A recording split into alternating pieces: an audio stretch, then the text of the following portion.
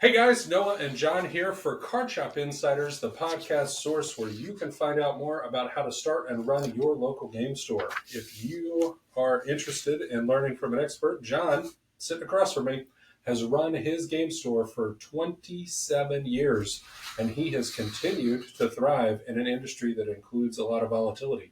Today, he's coming to us with a special topic that he wants to talk about, which involves competition in the industry and some big names getting in to work on small shops like this one. John, tell us what you bring to the table. What I'm going to talk about today, and I think we're going to put this right at the forefront, is GameStop's decision to change their business model around.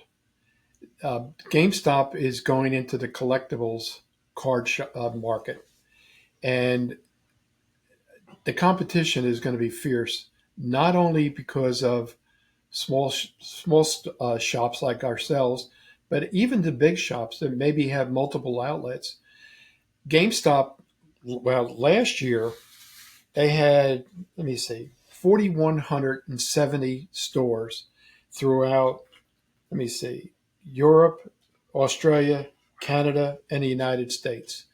Now, last year they closed because of fiscal uh, problems. They closed 590 stores in the United States, 337 in Europe, 30 in Australia, and 10 in Canada. But that still leaves them with over 30, what the hell is it? 3,203 stores currently. And the closing of these stores is not going to stop yet. They're still going to be closing more stores in 2025. And this is going to be dependent upon the market, because they would just open up wherever they wanted. And, the leases, but you're going to see a lot more stores of GameStop closing. Now, the problem is GameStop, in its integrity, or not integrity of the business, but in its the way it is, they're a huge bargaining force to buy cards and buy things from the local manufacturers or the gaming manufacturers. Yeah. They're going to bypass the distributors, so they're definitely going to buy right directly from the card manufacturers themselves. There's no doubt in my mind. Well, they've had it in on Pokemon for Oh yeah, years. Pokemon. It was just their first foray. Now they're going to get into all the games. From what I understand, their uh, their new leader is going to, as I mentioned, close a lot of the stores, but that's still going to leave a hell of a lot of stores out there competing with the local card shop market. So if you have a GameStop in your local, let's say you might have one next door to you. We have two. Well, that's not right. There's one on both sides of us. Where? Oh, There's one in Mebane. There's one in Durham. oh, there's two in Durham actually. Then there's three. Yeah. Now, I don't think it's going to impact me that much. However, I've noticed a lot of people come in, especially with Pokemon right now. They say, well, Pokemon was on sale, or not on sale, but available for sale at GameStop last week, and they had a copious supply of product. Now, the only good thing is GameStop are owned by the major corporation. They're not a franchise. So they have managers, they have assistant managers, and they probably have a couple of uh, green and pink haired, gum smacking teenagers, uh, manning the counter. Yeah. And the typical GameStop store, let me see, I got some statistics here. They're ranging from anywhere between 1,200 and 2,000 square feet. Now, there's been talk about them hosting sanctioned tournaments. I mean, so let's talk local GameStop. The one in Mebane, closest one to me. If they reorganize the interior of their store, they can easily run a 30-person tournament with no problem. Yeah, well, if they decide they're going to keep a lot of their product, they're not going to be able to do that. But I don't think they're going to with the model Well, change. I don't think they're going to convert totally into collectible gaming. There's been talk, there's been a lot of speculation, but I don't think everything has been ironed out yet. they're going to start carrying singles, Yeah. which is going to be a disaster because a lot of those people, they don't have a vested interest in their store. They're the manager of the store. If the corporate comes in and says, "Hey, look, you didn't meet your objective last month, you're gone," and they're going to bring in somebody else, they're going to promote the assistant manager and try him out for a couple of months. And I don't know, they're going to have a lot of problems. They're going to have growth problems. Personally speaking, because I'm 78 years old. I don't God knows how long I'm going to be able to run this store. I don't think it's going to be impacting me that much, but I think it's going to be impacting the whole marketplace of card gaming from this point on. And they intend to carry sports cards too, Yeah. from what I heard. Well, they just partnered last year. We covered in our news discussion last year that they started partnering with PSA. They're an official PSA drop-off spot. You can drop off Right. cards for grading there. And they're doing like $1 million plus a year in that so far. Yeah, it's crazy. Here, let me share this on the screen. I'll show you screen. Check this out. This is typical for the inside of a GameStop. Like this is what it looks like. They don't have to fundamentally change their business model. But how big is that store, you think? Uh, Probably 1,500 at least. No, it's got to be more than that. It You looks know, like it's deep. I mean, it's really deep, but it's narrow. Look, all you have to do is take the stuff out of the middle. Like they still have all the slat wall with Well, all the like stuff on the side, and all that's in the middle is accoutrement. They got jackets and toys in the middle. They swap that out for tables, even if it's just for game day. yeah, They can that's true. like that store can put all of those into the back. What store is this? This is one out of a mall. Okay. Anyway, Well, mall stores are usually bigger. well, this is like a strip mall. You know what I mean? Oh, okay. But Well, I'm just saying they have a competitive advantage that is going to create an interesting dynamic, especially for people that are trying to start up. yeah, it's going to be very difficult. What I did is I love ChatGPT, Tell and me I, about I it. said, what will the collectible card market now that GameStop will sell them? GameStop's decision to lean heavily toward collectible cards, especially Pokemon and sports cards, will likely have a significant ripple effect on the entire market. Here's how things are shaping up. Uh, Retail surge and mainstream exposure. GameStop's collectibles segment grew 54% in the first quarter of 2025, with $211.5 million in sales. That's a significant amount. That's a big number. Uh, the CEO, his name is Ryan Cohen, declared trading cards are now central to GameStop's strategy, framing them as a natural extension of their trade in business. With 3,200 plus or minus stores across the US, Canada, and Europe, and Australia, GameStop is bringing Pokemon and sports cards into everyday spaces, not just hobby shops. What the impact is going to be is easier access means broader customer base. Expect spikes in impulse buys and casual collectors entering the market.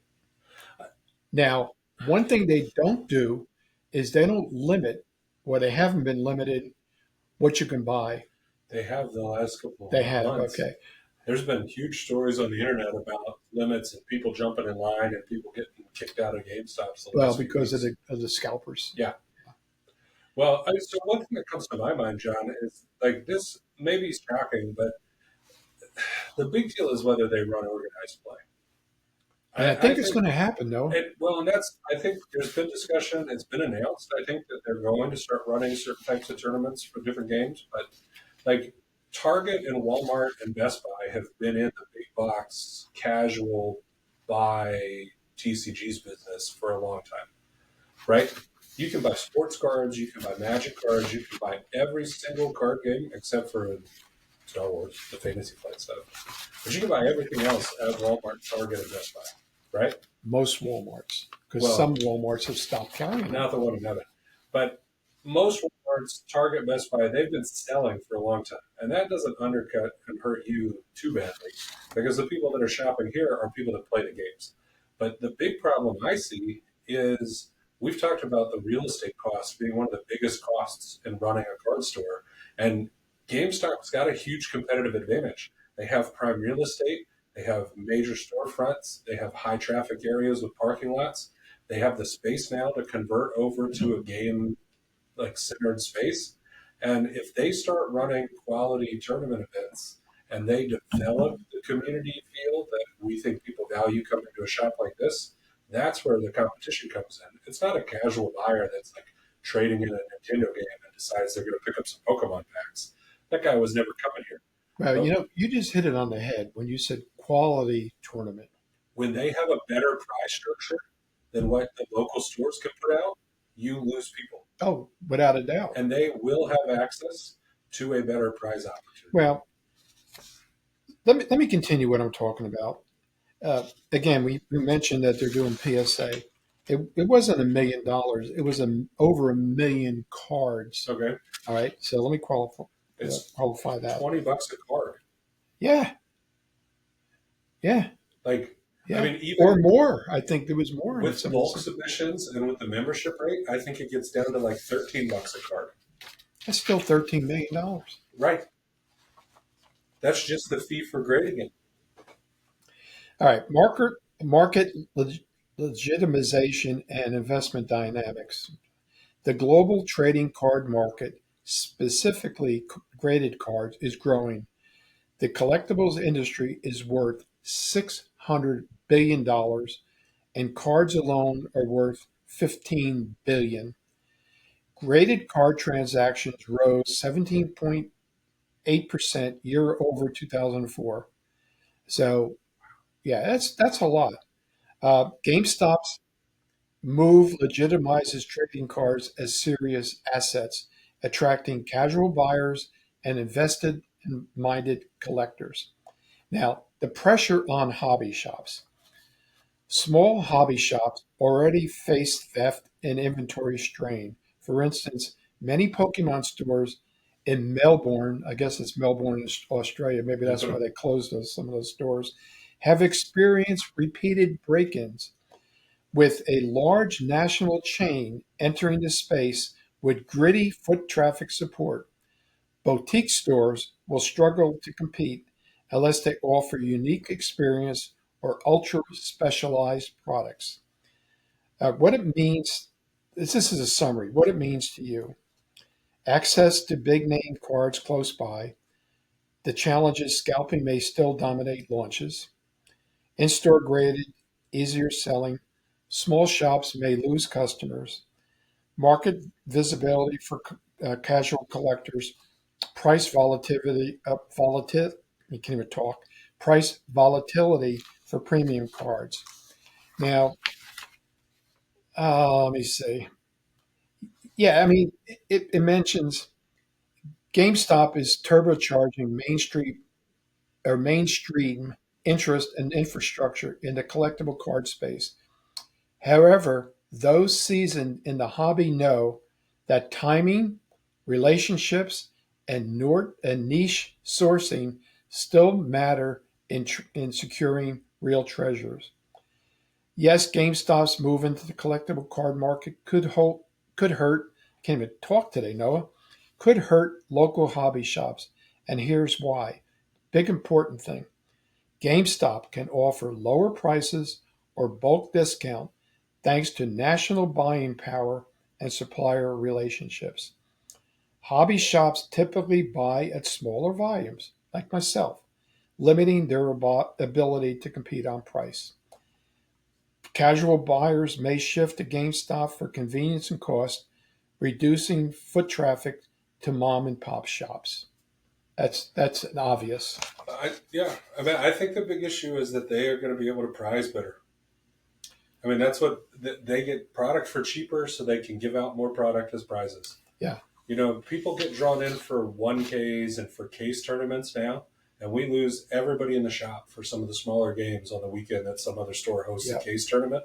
Yep. GameStop starts hosting a case tournament every week. What's that going to do? You're going to be putting tables outside in the mall or out in the front of the store Yeah, in the summertime. I mean it's an absolute crazy thing to have to deal with, but I Well, mean I think it's an adapt and defend kind of thing, right? You have to adapt and you have to continue to provide the quality experience that the store provides. You know, the store has a community, and I think that's a big deal. I mentioned it to a couple of guys the other day because they asked me, "What are you going to talk about on your next episode?" And I told them, I said about GameStop's, coming into this market, and I mentioned coming to some of the key points. They said, "We're still coming here. We like it here. We Yeah, like dealing with you." And I think shops like myself have to continue doing the best they can to provide great quality service to these people. I yeah. know pretty much everybody's name that comes into the store. I have that ability. Sometimes I can't remember what I eat for breakfast, but I remember names pretty much. Now, we talked about organized play. And again, I asked Chat GPT about GameStop and about play space available. And it came back and it says most typical GameStop stores, there is usually not enough room to comfortably include gaming play tables, especially for trading card games or tabletop events. And here's why. Size. Most stores range between 1,200 and 2,000 square feet. Layout focus. Narrow aisles and wall shelving filled with games, collectibles, accessories, and tech. A small checkout counter near the front. Some space for promotional displays or demo units, but not designed for in-store gatherings or seated activities. Why tables are a challenge. Space is limited and tightly merchandised in the GameStop stores. Fire codes and ADA regulations restrict adding furniture in aisles. Seating for even one or two tables would significantly reduce floor space. Uh, no restrooms or food services, which are often needed for events. Now, a strip mall usually has a bathroom, In but the probably in every store. uh, I don't know why it even said that. Maybe some stores, I think because it's of the wrong. mall, they have a centralized bathroom. I don't know. I think it's wrong. I don't think that's accurate. Well, I think if they're going to make this change, they're going to stop carrying some of the stuff that occupies the floor space. They put their games on the wall. I've shopped at GameStop for years. It's wall shelving. That's where all of their major products are. All the big video game systems are shelved behind the checkout counter because they can't have people walking out with them. What's in the middle of the store is junk. yeah. They're going to get rid of those things and they're going to put tables there. I mean, it's fascinating to think about how they could multi-purpose the space and for most of the week have tables with displays on top of them, and then on a weekend when they're going to run a tournament, they take the displays off the tables. But do you think they're going to have the qualified people to run events and maintain it? No, they're No, not. They're not. no. I mean, you got to know how to run the software. You know how you've got to be able to react to software when it goes down, which happens quite Well, they often. don't. They're going to have to know the rules of the game. They're going to have to deal with that issue. Hell, I don't know the rules of the game, and I still run the store. Right, but you keep people around that do. That's true. And they'll do the same thing. They'll recruit people to be their in-store guru for X, Y, and Z.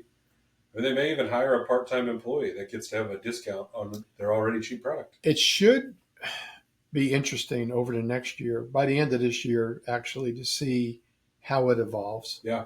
Uh, and here's some alternatives that they mentioned, or ChatGPT mentioned.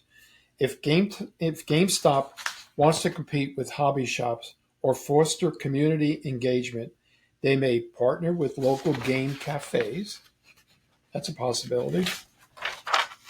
host pop-up events, GameStop is going to do this? focus more on live streams or digital platforms. This is what ChatGPT is I saying. mean, I you and don't I know. have talked about that. All right, I printed out. Yeah, this is your typical GameStop layout. Yeah. So this is pretty much fixed. This is pretty much fixed. You got a small checkout over here, and all this stuff you said is mobile. They also said that some of the bigger stores may have enough space in the back room to put, but that's where they put their excess stock. They're going to have, they need room. Just fill it up. Yeah, just like this store. I mean, Yeah. I used to have this room that we're in now that fit two tables very tight, and it wasn't conducive to comfort. No. And because of COVID, I I blocked it off, and now I'm using this as a recording studio, uh, excess stock location because they Yeah. just didn't have enough room up front. So they've got some challenges, uh, unless what they may do is some of these leases that they're in, cancel the leases and look for a bigger location that they can accommodate Yeah. this. But it's still going to put a strain on the local hobby shops. Well, what are you going to do as, I mean, what are local stores going to do to compete when GameStop starts running state championships that have $1,000 GameStop credit as part of the prize? It's going to be very difficult. I mean, Very difficult. I don't have that answer. I don't know. I really don't. Do you have an answer? I mean, I think you run your shop. I don't think people are going to quit playing at their LGS because of I don't think they're going to transition regular play. Like your F&M, your Friday Night Magic crowd isn't going to go to GameStop for Friday Night Magic. But if they start running a good organized play program, I can see it affecting like long-term major tournament play. And the reason I don't think so, and the reason being is because Star City Games and the other bigger guys out west run all the big events. You know, they have convention. But there's That's a the gap next right now. level up. I know. Like there's a gap. There's local play, which is like 15 to 30 people, and then there's the Star City Games events, which are hundreds of people. But GameStop has stores all over the country, and they can run 50-person tournaments. Like that's the gap, right? They get into the hole. They don't steal from you, is what I'm saying, because it's a bigger thing. They don't like eliminate the smaller tournaments completely, but they fit into a gap. Well, again, it's going to be interesting to see Yeah. how some of these other stores, because I know there's some local stores, excuse me, in this area that run some of these mid events, and it may hurt them. It's not going to hurt me that much. I don't No, think. I think it'll hurt big stores. I mean, you are a medium to small store. Yeah, but It'll hurt a big store. what it's going to hurt is the pricing that they're going to get. That's going to hurt. Well, but that helps people like me that want to buy cards, right? Yeah, but you're going to stop. I'll fire you. You're not going to come here. I'll lock the damn door. No, but you don't get hurt because you don't do what the other stores do. You're not selling me a commander deck for 3 times MSRP, No, right? no, Like, because you were a loyal customer until you just made that statement. no, I didn't say I wouldn't be a loyal customer. I have no advantage of leaving like the local ecosystem where you and I have our positive relationship and I'm part of the like regular store buyers here. But like people that are like me, like normal people that don't run a card store, like they go to another store and it's $250 for the latest commander deck because they're Final Fantasy stamped, right? But when you go to GameStop, they're $100 each. And GameStop doesn't need to price gouge to 250 to No. make margins or to Well, make it's up. not even a question of price gouging. You know, if they get, like, say, I pay $100 for one item, they may pay $75 for that item or less because Right. of their national clout with buying power. Right. And then they can, I mean, we see this right now. Wizards competes with you on Amazon. I know. And so do the other major gaming companies. They sell a box of their cards for the same or close to the same price that you pay. They're all whores, Noah. Right.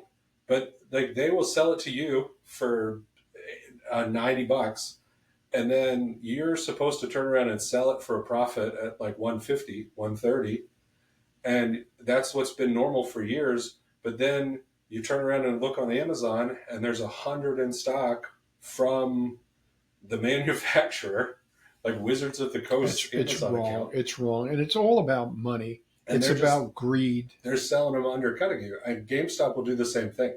GameStop will be an alternative place for the casual buyer, not the committed patron of your store, not your gamers, but like new people that get into Magic because they just bought Final Fantasy cards.